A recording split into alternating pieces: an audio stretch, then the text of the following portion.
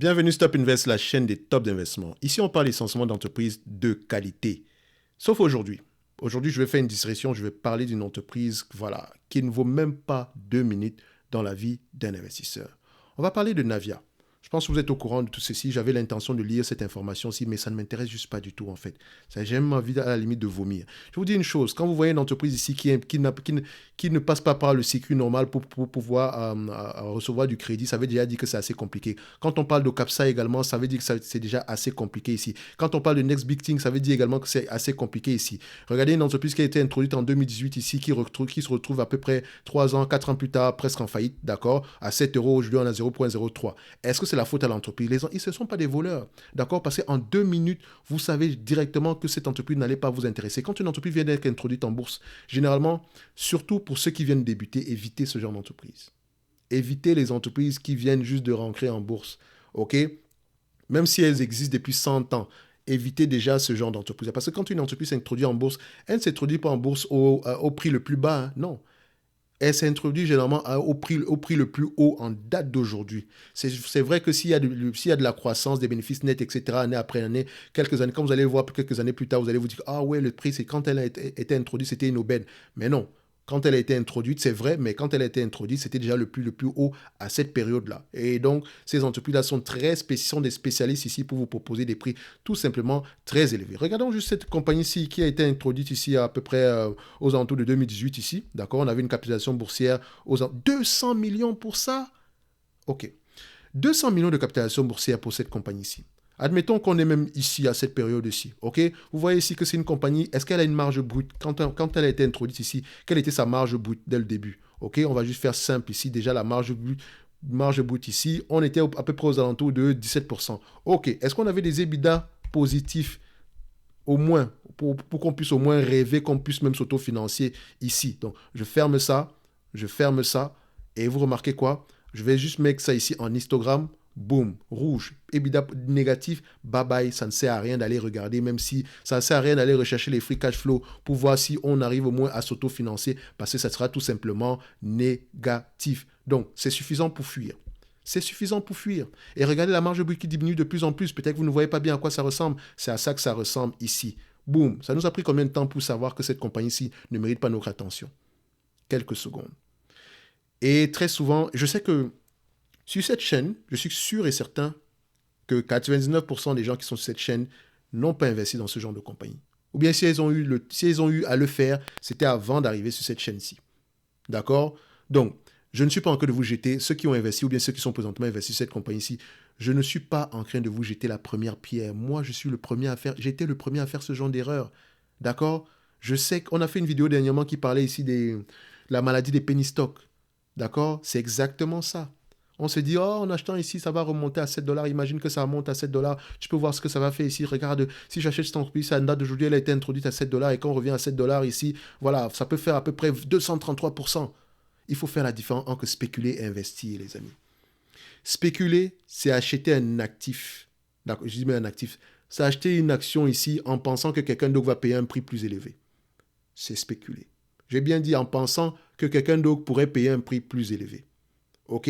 C'est la même, donc c'est la même chose avec les crypto-monnaies. Vous-même, si vous pouvez raconter ce que vous voulez, ça reste de la spéculation. Parce que vous pensez que quelqu'un d'autre va payer un prix plus élevé. Parce qu'il n'y a rien derrière qui vous permet ici de vous dire que on va valoriser ici les actifs nets, etc. Machin, machin. Non, non, non. D'accord? C'est parce que vous pensez que quelqu'un d'autre va payer un prix plus élevé. Quand vous investissez maintenant, vous le faites sur la base déjà d'un différentiel entre la valeur et le prix. Parce que vous pensez qu'aujourd'hui, la valeur de cette entreprise est plus élevée que le prix qui est proposé ici aujourd'hui. Et la valeur des plans dépend de la capacité de l'entreprise à générer des flux de trésorerie stables et croissants dans le futur. Pas stable et décroissant dans le futur. J'ai bien dit stable et croissant dans le futur. Et en supplément de ça, si vous sélectionnez une qui a des avantages concurrentiels, donc c'est-à-dire qui a un certain pricing power, et le pricing power peut prendre plusieurs formes. Un pricing power ici peut être le fait d'avoir les coûts de production les plus bas du marché, d'accord? Ce qui vous permet ici de vous protéger en période difficile. C'est pas pour rien qu'on recherche un pricing power, ok?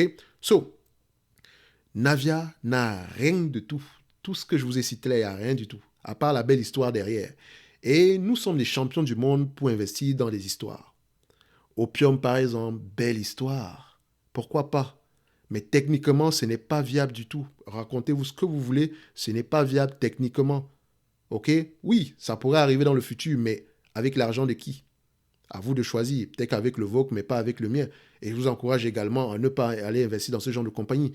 Ce que je dis généralement quand vous commencez à investir, les amis, ne soyez pas obnubilés par le next big thing, le prochain Amazon, le prochain je ne sais pas quoi. On en a toujours parlé. Ça fait peut-être la 7e vidéo sur le même sujet. Je ne fais pas pour ceux qui l'ont déjà écouté la première fois, hein, parce que je sais que sur cette vidéo sur Navia, il y a des gens qui vont tomber. Pour la première fois sur cette chaîne-ci, ils vont se dire, ah ouais, ça existe. Ok, c'est surtout pour ces personnes-là. Pour les anciens, je sais que généralement, vous savez comment on pense ici. On investit essentiellement sur des entreprises qualitatives. Et la qualité ici n'est pas juste synonyme n'est pas juste synonyme, ce n'est pas juste un effet quantitatif. D'accord? C'est également quelque chose qu'on va aller voir dans les bilans. C'est également voilà, une façon c'est également la stratégie de croissance de l'entreprise. OK? So, la taille du marché, ce genre de choses-là, c'est important. Navia peut avoir une bonne taille de marché et tout le reste, mais qui vous dit qu'elle va avoir même 0,01% de son marché demain? Personne, parce qu'il va falloir faire énormément d'investissements ici aujourd'hui. Dans le next big thing, là, évitez ça, passez à autre chose. Ce genre d'entreprise-ci, voilà, c'est un cimetière d'espoir. Pour ceux qui ont eu de l'espoir un jour en bourse. Parce que ça encourage généralement les gens à ne plus revenir sur les marchés. Et vous allez vous dire que oh, la bourse est truquée, machin. Non, vous n'êtes juste pas préparé. Et vous ne voulez pas vous l'avouer. D'accord? Il faut faire attention à votre ego en bourse. Ok? La pire chose qui puisse arriver à quelqu'un, comme je l'ai toujours dit, qui commence à investir, c'est de gagner de l'argent dès le début. Pour un nouveau, si vous découvrez le monde de la bourse, allez directement dans les ETF avant de réfléchir même à faire un quelconque stock picking. Dividende, machin, truc qui fait croissance de sais pas quoi. N'y allez pas du tout. N'y allez pas du tout. Allez sur des ETF. Et de préférence un ETF qui a déjà été éprouvé par le temps. OK? Faites-le avant même de regarder vos premières actions. Parce que ici, ce n'est pas un jeu. Ce n'est pas un jeu.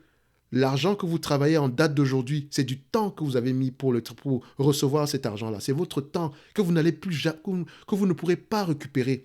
Donc, il serait intelligent, d'accord, de prêter attention aux véhicules d'investissement, aux véhicules de placement que vous allez choisir pour le faire fructifier. Il faut faire attention. OK?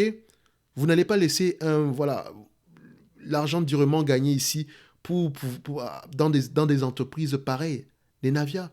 Et je suis sûr qu'il y a des gens qui ont gagné de l'argent dessus, qui vont me dire, oh, mais moi j'avais gagné, je suis sorti avant. C'est sûr, ça existe. Mais ils sont combien? C'est déjà assez compliqué d'investir sur une compagnie comme Air Liquide. C'est déjà assez compliqué d'investir sur une compagnie comme LVMH. J'ai bien dit oui. LVMH et Air Liquide, c'est assez compliqué d'y investir. Et de penser même qu'on peut faire fructifier son capital. Et je ne me base pas sur le passé, parce qu'on s'en fout du passé. C'est important, parce que ça nous permet ici de pouvoir... comment on dit ça? Ça nous sert un peu de garantie. Entre parenthèses, parce que ce n'est même pas une garantie. OK? Mais le futur est toujours incertain. Donc, quand aujourd'hui on investit dans une compagnie, on regarde les états financiers, on lit les rapports financiers, on écoute les conférences calls, on regarde ce que fait la concurrence ici aujourd'hui et on reste vigilant à ce qui se passe. Et on essaie de l'acheter par-dessus tout à un prix intéressant par rapport à la valeur. Pensez en termes de rendement. Simple. Et, en fait, évaluer une entreprise, c'est vraiment la partie la plus simple. C'est très simple. Vraiment très simple. OK?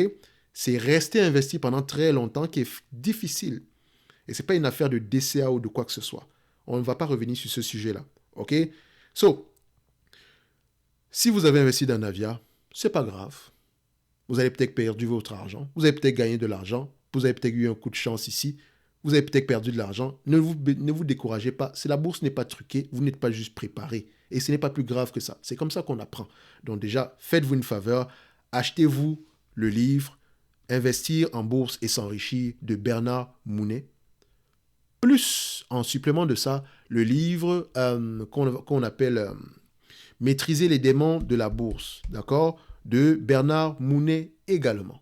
Ok, vous les avez tous les deux ici. Ça vous coûtera moins de 50 € à peu près et c'est une lecture facile. C'est très facile à lire. Ok, so, je vous encourage vivement à aller acheter ces 2 livres-là. Vous savez qu'on parle souvent ici. J'ai commencé à lire des articles ici écrits par Bernard Mounet il y a très longtemps. C'est toujours d'actualité. En date d'aujourd'hui, ces 2 livres sont bons. Je pense que c'est la réédition de celui-ci. Donc, ces 2 livres-ci sont des livres à avoir en poche. OK? Très facile à lire. Vous pouvez demander à ceux qui l'ont acheté ici. En commentaire, s'il y a des gens qui ont acheté ce livre-là, dites-nous ce que vous en pensez. Parce que quand je parle d'un livre ici, ça fait plusieurs fois que je mentionne le même livre. On va me dire ici que tu exagères la même chose, etc. Je pense que ce livre-ci est facile à lire. Il est abordable. Il vous permet à peu près d'avoir une idée générale. Parce que ce monde, quand on commence à investir, quand on fait du stock picking, c'est un monde dangereux. OK? Il peut sembler très lucratif pour ceux qui font le travail nécessaire. OK? So, si vous voulez aller plus loin, formez-vous au moins pour pouvoir lire un bilan comptable. OK? Vous ne savez pas où vous former? Simple. De toute façon, je n'offre pas encore de formation ici, mais je sais une chose, je pourrais vous envoyer vers quelqu'un, d'accord, qui va le faire, et je suis sûr comment dire ça, mais mieux que moi. D'accord? La chaîne, c'est Finance Academy de Philippe. Je n'ai pas de lien d'affiliation, donc je ne gagne rien du tout. Je n'ai aucun intéressement dans quoi que ce soit ici. Mais je sais une chose, quand vous entendez Philippe parler, d'accord, il sait de quoi il parle. Vous avez vu l'interview avec Bernard Hinault, etc. Donc pour ceux qui savent à peu près ici, voilà, je vous laisse aller découvrir cette vidéo si elle est très bonne. Et vous avez fait une vidéo ici sur l'analyse fondamentale. C'est quoi? L'analyse fondamentale n'est pas juste quantitative. Elle est également qualitative. Et le qualitatif, c'est ce que les autres ne font jamais. Ils se limitent uniquement au quantitatif. Et qu'on appelle de l'analyse fondamentale. J'ai moi du mal à l'appeler de l'analyse fondamentale, ce que je fais ici. Je fais de l'analyse quantitative. Parfois, le fondamental, ici, c'est le niveau 1. Parce qu'on peut aller bien en profondeur. Et j'évite juste de le faire ici pour ne pas vous submerger. Mais vous allez voir qu'au fur et à mesure que cette chaîne grandit, le niveau sera de plus en plus élevé. Doucement, doucement, on va vous amener, d'accord? On va vous amener à apprendre à investir de la meilleure des manières possibles. OK? Ça ne veut pas dire que vous allez toujours gagner de l'argent. La première règle, c'est de ne pas déjà en perdre. OK? Donc, je ne garantis rien dans quoi que ce soit ici. Mais je pense que votre bon sens, d'accord, va vous permettre de comprendre que ce que je suis en train de dire ici, c'est pas si faux que ça. OK? Donc, pour ceux qui veulent apprendre à investir, à lire les états financiers ici, surtout au niveau de Euronext et surtout en Europe, c'est important parce que la comptabilité est un tout petit peu différente entre l'Europe et les États-Unis. Mais voilà, ça reste la base, ça reste la même chose. La comptabilité n'est pas très différente. Mais il y a juste certaines légères nuances, juste. D'accord? Donc, je vous encourage vivement à aller chez Philippe. D'accord? Sûr et certain que si vous allez chez Philippe, il y a de grandes chances que vous ne reveniez pas chez moi parce que vous allez vous rendre compte que c'est assez qualitatif et ça vole très très haut. OK? Donc, on n'est jamais déçu de toutes les façons. Sinon, pour Navia, franchement, voilà, vous savez maintenant à quoi 2 minutes sur les stocks ici, sur les états financiers ici, on sait qu'on ne va même pas perdre du temps avec cette compagnie ici. D'accord? So, pour ceux également qui veulent aller plus loin, on a la Top Newsletter Premium ici. Donc, on a le gratuit et le Premium. Le Top Premium ici, je vous laisse aller voir ce que c'est. Et vous savez que la somme est modique pour le service qui est offert. OK? Je vous propose généralement 2 entreprises qualitatives tous les mois, principalement nord-américaines parce que ce sont des entreprises qui, moi également, m'intéressent pour mon propre portefeuille. Vous savez que je ne suis pas en Europe du tout, donc je peux faire présenter des entreprises qui, moi, m'intéressent déjà pour gagner du temps. Également, je peux analyser des entreprises de manière quantitative. D'accord? Vous pouvez le faire à la demande ici pour ceux qui sont des abonnés dans le service Top Premium ici. OK? En supplément de ça, vous avez les analyses ici sectorielles que tout le monde reçoit déjà dans le service Top Newsletter. Ne vous en faites pas, je fais ma pub ici, c'est normal parce que je n'ai aucun lien affilié de quoi que ce soit. OK?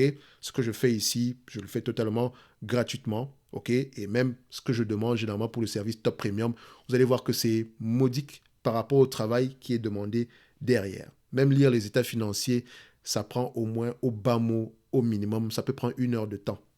Juste pour lire le bilan, là, essayer de comprendre, ça peut prendre 1 heure de temps. OK? Donc, vous imaginez que si vous me donnez si vous me donnez ce qui est réclamé annuellement ici, vous constatez que c'est à la limite, même c'est cadeau. C'est juste pour soutenir la chaîne parce que je ne considère pas ça comme étant rémunérateur à la fin de la journée. Mais je vous remercie déjà pour tous ceux qui le font. La meilleure façon également de remercier cette chaîne-ci, un like, un commentaire, un abonnement, ça fait déjà plaisir. Et s'il vous plaît, évitez ce genre de compagnie. Et je vous souhaite en 2023 d'investir de la meilleure des manières possibles. OK? So, si vous êtes tombé une fois, relevez-vous, apprenez de vos erreurs et je suis sûr et certain que vous ne tomberez plus jamais dans le piège comme Navia, ou bien si ça vous arrive, ça ne sera pas à peu près avec les mêmes caractéristiques parce que vous saurez aujourd'hui que même si c'est une entreprise de croissance, même si c'est une entreprise qui a une belle histoire, derrière, il faut prêter attention aux éléments quantitatif, d'accord? Parce que la première règle est de ne pas perdre d'argent et la seconde règle est de ne pas oublier la première, comme disait Warren Buffett. Même si je n'aime pas trop citer Warren Buffett ici parce que tout le monde le cite et parfois on le cite de la pire des manières. Et c'est Buffett avec 2 T, pas avec un seul. Bref, on va se donner rendez-vous sur la prochaine vidéo, d'accord? Et d'ici là, portez-vous bien. Merci.